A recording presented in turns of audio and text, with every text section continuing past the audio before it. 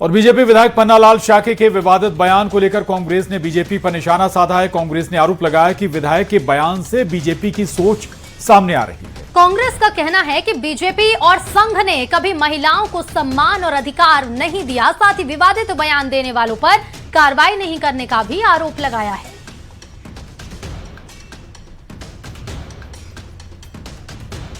जो बयान दिया उसके अंदर भारतीय जनता पार्टी की जो मूल भावना है वो निकल कर आती है।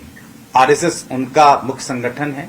अब बताइए कौन महिला उसकी संचालक रही है? आज तक कोई नहीं रहा।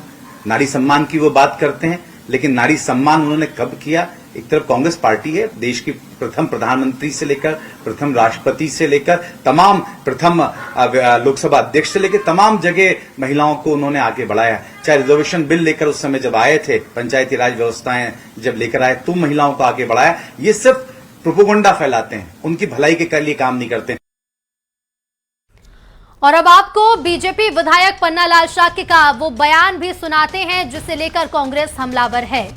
गुना में आयोजित एक कार्यक्रम में पन्नालाल शाक्य ने कहा था कि रामायण से महाभारत तक पुरुषों की मौत की वजह महिलाएं रही। और इसके पीछे पन्नालाल शाक्य ने क्या तर्क दिया वो भी आप सुनिए। रामायण काल में रावण को बहुतों ने समझाया, उसके भाई ने समझाया कि भैया जी काय को तुम पराई स्त्री को ले आए हो, ये तो मौत का सामान है, ये मौत का सामान है, इसे सम्मान भेज दो। पर आप देखो उस युद्ध में, उस लड़ाई में महिला कोई नहीं मरी, मरे तो आदमी मरे सब, आदमी मरे सबसे सब, महिला कोई नहीं मरी। तो ये विडंबना हमको समझना पड़ेगी कि नहीं? ऐसे ही महाभारत में हुआ, 1 करोड़ आदमी मारे गए, एक पाठशाली के पीछे, महिला कोई नहीं मरी, मरे तो आदमी मरेगा मरी। तो ये हमें समझ में आना चाहिए कि नहीं भाई? अब फिर अगला दौर आता। भोपाल में नर्सिंग छात्र छात्राओं का प्रदर्शन लगातार जारी है। पॉलिटेक्निक चौराहे पर पुलिस ने प्रदर्शनकारी छात्रों को रोक दिया है। छात्र पिछले 5 साल से परीक्षा नहीं होने से नाराज हैं। उनका कहना है कि 4 साल की नर्सिंग डिग्री 6 साल में भी अभी तक पूरी नहीं हो पाई। छात्र 8 अगस्त से प्रदर्शन कर रहे हैं और जल्द परीक्षा कराने के साथ नतीजे घोषित करने की मांग भी की जा रही है। वहीं छात्रों का आरोप है कि बार बार मांग के बावजूद उनकी समस्या का समाधान नहीं हो रहा। तो नर्सिंग छात्रों का प्रदर्शन अभी भी जारी है। इनकी मांग है कि जल्द से जल्द इनके एग्जाम कराए जाएं और जिन सेशंस के एग्जाम हो गए हैं उनके जल्द से जल्द रिजल्ट घोषित किए जाएं। 4 साल की डिग्री 6 साल गुजर चुके हैं लेकिन अभी तक पूरी नहीं हुई।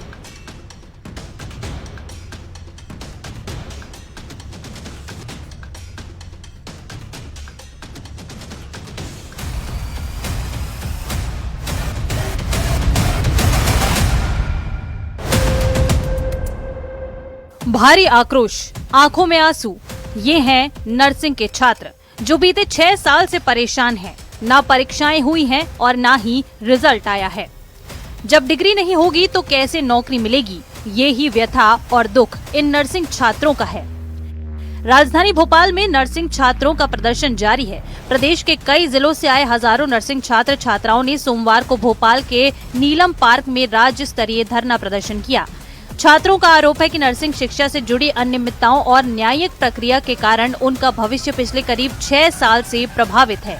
समय पर परीक्षाएं नहीं होने, डिग्री और रजिस्ट्रेशन नंबर जारी नहीं होने तथा छात्रवृत्ति में देरी से छात्रों में नाराजगी है। मांगनी पड़ रही है, यही स्कीम से जो हमारे लिए चलाई जाती है, यही जो जिसके लिए हम क्या यही होते जो आगे जाके हॉस्पिटल में जी पुलिस वाले ने गाली देके हाथ भगा रहे हैं। अब यहाँ आए तो 2 बार वही नारा बोलने पर नहीं करो या मरो। घर वालों ने की कि मेरा तो न्याय लेकर आना। प्रदर्शन में प्रदेश के अलग अलग हिस्सों से आए बीएससी नर्सिंग और जीएनएम के छात्र शामिल हुए। छात्रों ने कहा कि कॉलेजों की मान्यता से जुड़ी प्रक्रिया और उसकी वैधता की जिम्मेदारी छात्रों की नहीं है। यदि किसी कॉलेज को गलत तरीके से मान्यता दी गई है तो इसकी जिम्मेदारी संबंधित शासन प्रशासन और कॉलेज प्रबंधन की तय होनी चाहिए। छात्रों का कहना है कि इसकी सजा विद्यार्थियों को भुगतनी पड़ रही है। वोट की बात आती है तो 2 दिन में रिजल्ट आ जाता है, तो उसका क्या, हमारे भविष्य का क्या,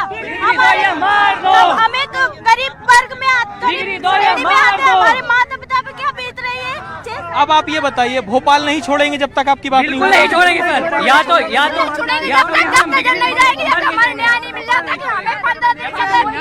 हम लोगों का क्या होएगा सर? आप ये हम यहाँ तो 7 साल हो गए, यहाँ हमारी जॉब लग जानी चाहिए थी, वो हमारे एग्जाम नहीं हुए।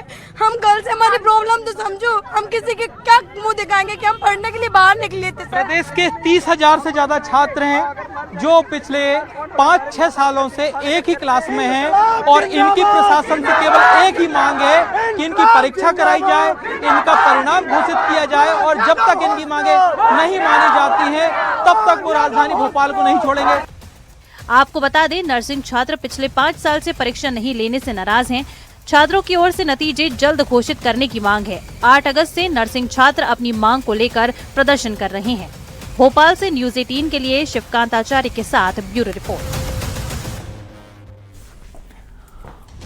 और चलिए अब आपको बताते हैं नर्सिंग छात्रों में कौन कौन सी मांगे लेकर नर्सिंग छात्र प्रदर्शन कर रहे हैं और नर्सिंग छात्रों की आखिर मांगे हैं क्या। तो मांग है कि मामले की सुनवाई स्पेशल बेंच में कराकर छात्रों के हित में निर्णय लिया जाए।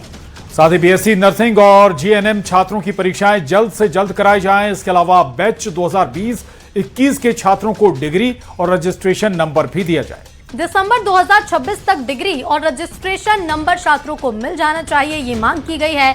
मांग ये भी है कि छात्रवृत्ति से जुड़ी समस्याओं का जल्द से जल्द समाधान हो और साथ ही नर्सिंग कॉलेजों की मान्यता से जुड़ी अनियमितताओं पर एक्शन हो, अनियमितताओं की जिम्मेदारी तय कर छात्रों को राहत मिले। और इधर राजधानी भोपाल में टैक्सी चालकों की हड़ताल का आज दूसरा दिन है। करीब 3,500 टैक्सी चालक 18 से 20 अगस्त तक 3 दिन की हड़ताल पर हैं। मंगलवार से शुरू हुई हड़ताल के चलते टैक्सी सेवाएं प्रभावित हैं। आज टैक्सी चालक बोर्ड ऑफिस चौराहे पर धरना दे रहे हैं। टैक्सी चालकों की मांग है कि उचित और तय किराया लागू किया जाए। निजी नंबर वाले वाहनों की व्यावसायिक इस्तेमाल पर रोक भी लगाई जाए और साथ ही एग्रीगेटर कंपनियों की मनमानी पर रोक और चालकों की आर्थिक समस्याओं का समाधान किया जाए। वहीं हड़ताल के चलते यात्रियों को भी परेशानी का सामना करना पड़ रहा है।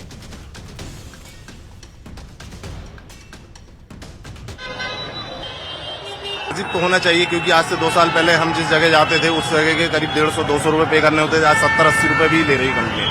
तो शायद मेरे हिसाब से तो जायज है मांग। 2 साल पहले जिस जगह के 150 रुपए लगते थे आज हम 70-80 रुपए में जा रहे हैं। हमारी जो समस्या है वो टैक्सी को लेके, ये इनकी जो समस्या है टैक्सी को लेके है, मतलब इनकी जो प्रॉब्लम है वो समाधान किया जाए ताकि आम जनता को इसका खामियाजा ना भुगतना पड़े। आप लोग अभी परेशान हो रहे होंगे, गाड़ियां नहीं चल रही। हाँ सर, बहुत प्रॉब्लम है क्योंकि गाड़ियां मिल नहीं रही है और हम चाहते हैं कि क्या बोलते हैं इसका समस्या का जल्द से जल्द समाधान हो।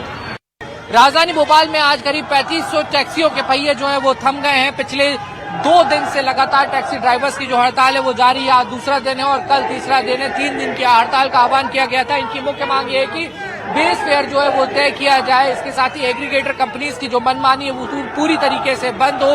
जो प्राइवेट नंबर की गाड़ियां टैक्सी में चल रही हैं उनको रोका जाए और जो ड्राइवर्स हैं उनके हितों का ध्यान रखने का जो काम है वो किया जाए। आप देख सकते हैं ये भोपाल का बोर्ड ऑफिस चौराहा है और यहाँ पर टैक्सी के ऊपर चढ़कर जमकर प्रदर्शन नारेबाजी जो है वो की जा रही है। अब तक शासन प्रशासन के स्तर पर कोई भी बात जो है वो नहीं बनी है और जो पदाधिकारी जो है उनसे हम लोग बात करने की यहाँ पर कोशिश करते हैं। किन मांगों को लेकर आज आप लोग यहाँ पर आए हैं और अपना प्रोटेस्ट कर रहे हैं? सर, हम लोगों के ये भोपाल टैक्सी चालक संघ और टैक्सी यूनियन कल्याण समिति संपूर्ण भारत के संयुक्त मोर्चे के अंतर्गत ये अभी 2 दिन का बंद का आह्वान किया गया है और जिसका पहले दिन ही परिणाम सकारात्मक आया है। और शासन प्रशासन ने हमें कल 18 तारीख को आरटीओ पे बुलाया था और आरटीओ के उच्च अधिकारियों से हमारी बैठक हुई है और जिसमें हमने अपनी मांगे रखी हैं और शासन प्रशासन ने हमारी मांगों को जायज ठहराया है। और आज उसका मुख्य मांगे क्या है आप लोगों की? राज्य सरकार से हमारी मुख्य मांग है कि शासन ये एग्रीगेटर कंपनियों का एक रेट लिस्ट जारी करें गाड़ियों की और वो ही ये कंपनियां लागू करें। यही हमारी मुख्य मांग है और इसके ऊपर माननीय परिवहन मंत्री ने आज आश्वासन दिया है, हमको बुलाया है। तो राजधानी भोपाल में टैक्सी ड्राइवर्स की हड़ताल को लेकर कांग्रेस और बीजेपी भी अब आमने सामने आ चुके हैं। कांग्रेस ने सरकार पर यातायात व्यवस्था ठीक से नहीं संभालने का आरोप लगाया। कांग्रेस का कहना है कि टैक्सी और ऑटो चालकों की परेशानी से आम यात्री भी खासे परेशान हैं। और सरकार को कंपनियों और चालकों के बीच समझौता कराना चाहिए। तो वहीं बीजेपी ने कहा है कि सरकार संवेदनशील है और जल्द ही जनहित में समस्या का समाधान निकाला जाएगा।